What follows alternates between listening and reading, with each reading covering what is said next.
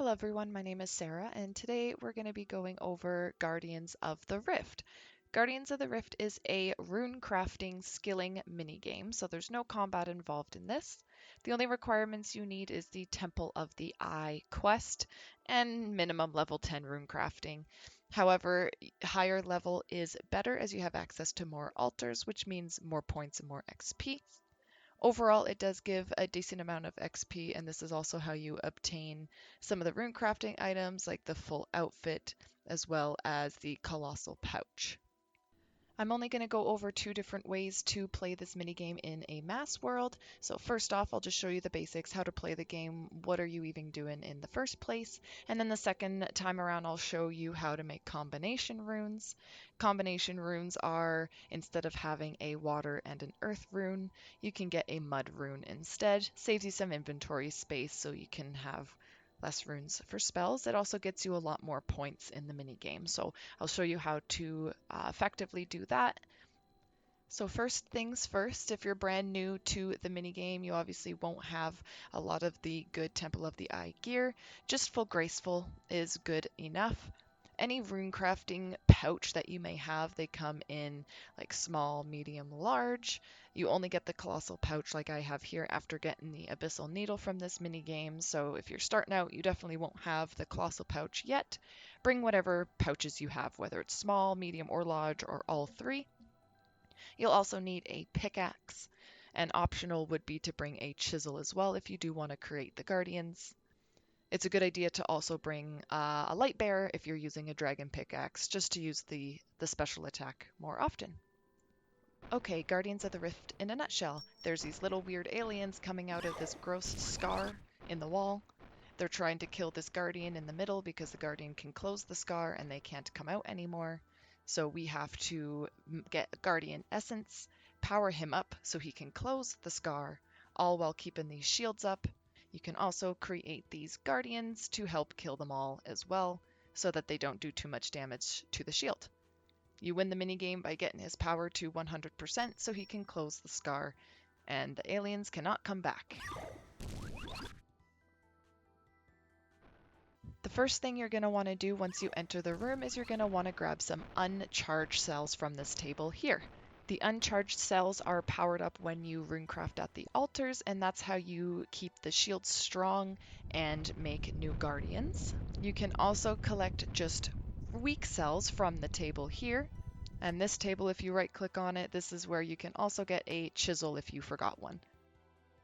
These essence piles that are sitting here, this is where you take a charged cell and a chisel, and that's how you make a guardian to help defend the shields. Now all of the altars are on a rotation. Two of them open up at a time, one elemental and one catalytic altar. Each altar has a different power level in terms of charging those uncharged cells. So blood, death, and fire give you the overcharged cells, which are the red ones, which are the most powerful guardians and the strongest shield for protection. It goes anywhere from weak, medium, strong, and overcharged. We always want to make sure we're going into the strongest altars available possible, just so we can get those overcharged cells and have the best chance at not losing. One other thing to note here before we start getting into the game is that your pouches do degrade over time if you don't yet have the abyssal lantern with the redwood logs in it. There is one of the NPCs near the front here with the cost of one abyssal pearl. You can pay her to contact that dark mage at the altar and repair your pouches for you, so you don't actually have to leave every single time to go repair them. Or you can just use your lunar spellbook and cast the NPC contact spell and contact them that way to repair them. Okay, let's start the next game. So first thing, we want to make sure we do have our 10 uncharged cells. We can also grab a weak cell here and create a couple guardians just to help defend right at the beginning. You also want to take these weak cells to the front shields as well when you're first starting off a game, just so the little aliens can't walk right to the guardian and destroy them. After that, we are going to run over and climb down this rubble slope. This is where we'll find the large guardian remains. This is where we mine to get the guardian fragments. The fragments will be used to make the guardian essence in a little bit. Typically, you want to mine here until there's about 30 seconds left on the timer.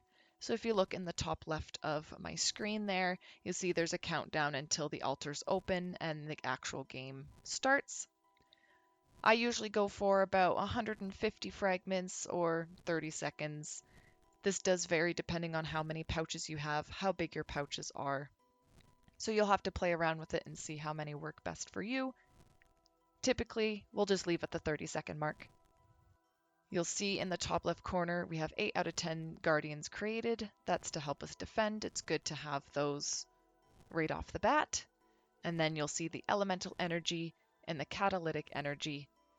This is how much points essentially we're getting.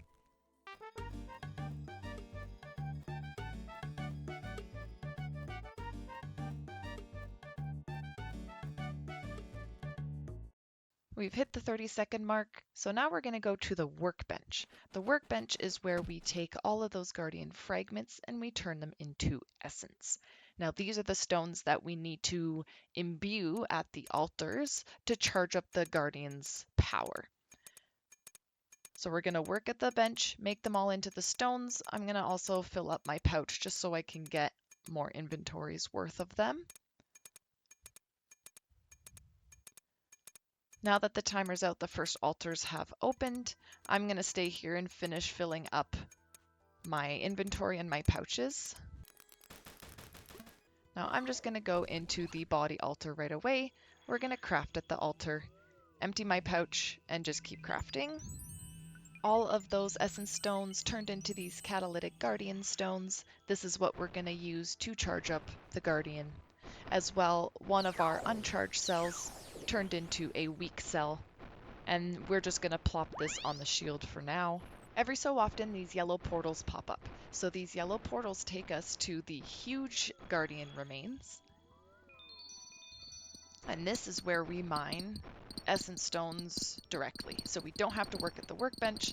It gives us these guardian essences right away. So we always want to make sure we are hitting these portals every single time they pop up.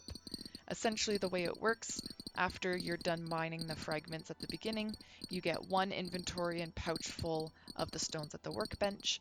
When you come out of the altar and charge the guardian, there should be a portal open. After your inventory and pouches are full, you TP back to the area, and we're going to go directly into an altar right away. We're going to craft. And now we have the elemental guardian stones. We're going to power up the guardian with those. And then our medium cell that we got this time, we're just going to plop it on the shield. This deposit pool here is so you can dump your runes. You can save some inventory spots, and we're going to go right back to the workbench and create some more stones. In the top left, you can see my elemental energy is 107, my catalytic is 109. So we went to one catalytic altar, we went to one elemental altar. It gave us about 100 energy each. That's going to be 1 point each. In order to collect rewards from the rewards guardian, you do have to keep your points at the end fairly even. If you have 7 points in one and 50 points in the other, when you go to loot the guardian, you can only actually loot it 7 times. So you can have some games where you have more elemental over more catalytic, or vice versa. But towards the end, before you loot, you want to make sure those are balanced. I'm going to go into the blood altar, same thing. We're going to craft those, and this gave me that overcharged cell.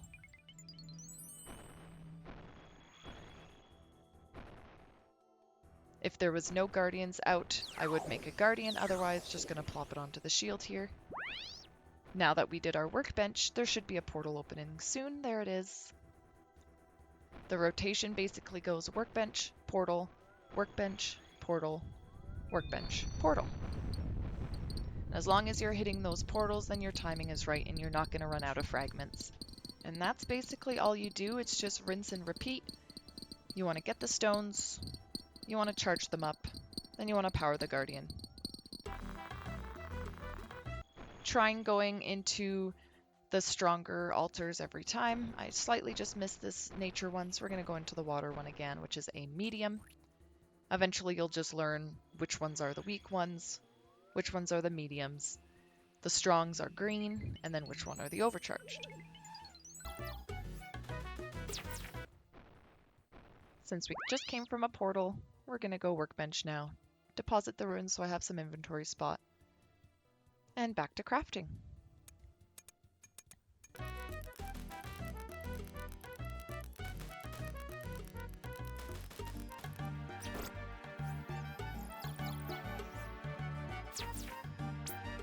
After our full workbench inventory, now there should be another portal popping up soon. However, the Guardian's power is already at 98%.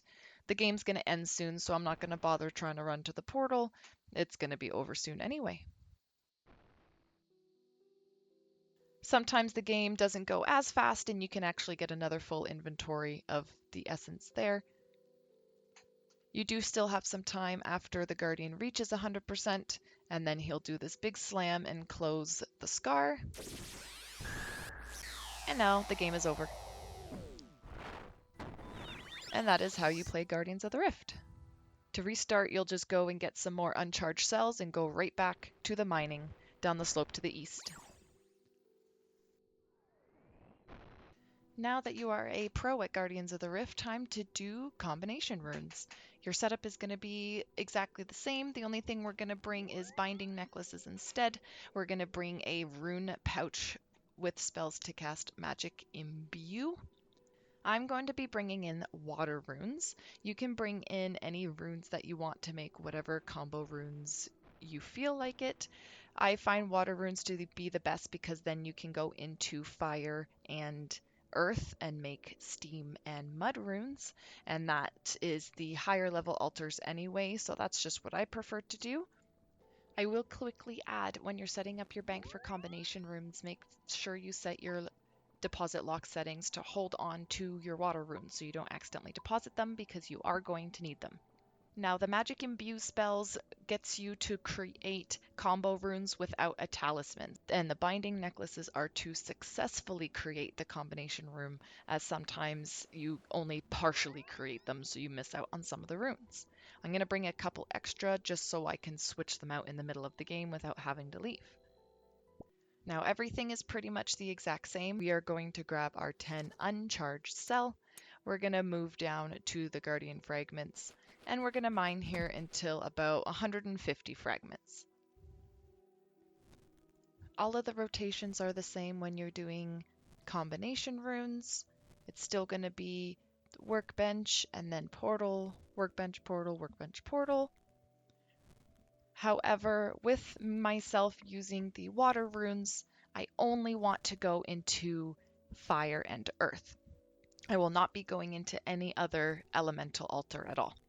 It doesn't affect the catalytic at all, so those I will go to every time they're available if the fire and the earth isn't available, and eventually it will balance out.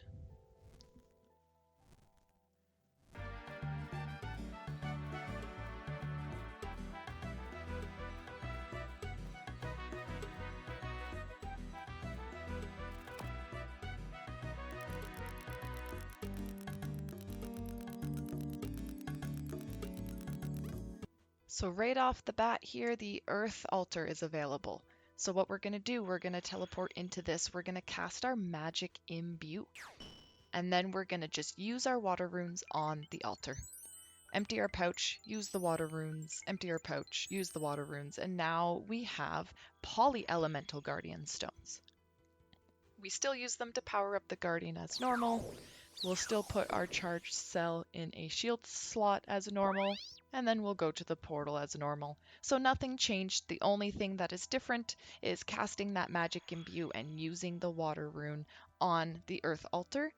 I already had mud runes in my pouch, so all of those runes that I made just immediately went into my pouch. Doing this gets you a lot more points, as well as it does get you a lot more XP, so if you're looking to maximize the amount of XP and points you're getting, definitely look at making the combination runes. It's very simple.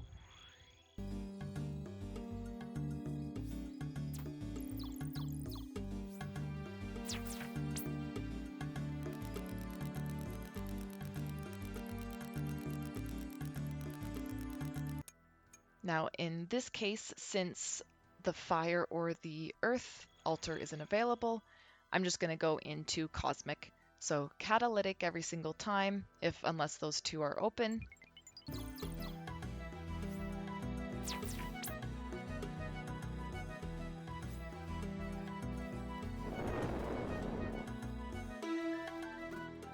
So we're back from the portal. We're going to wait a second to see what pops up.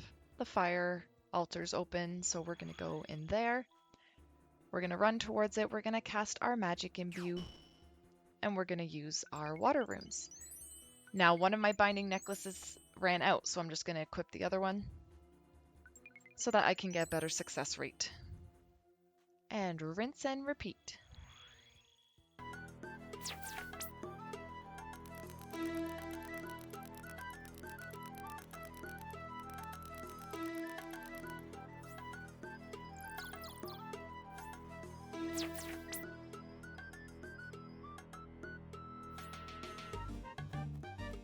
We're cutting it close at the end here. The Guardian's power is already at 98%. I don't think I'm going to make this.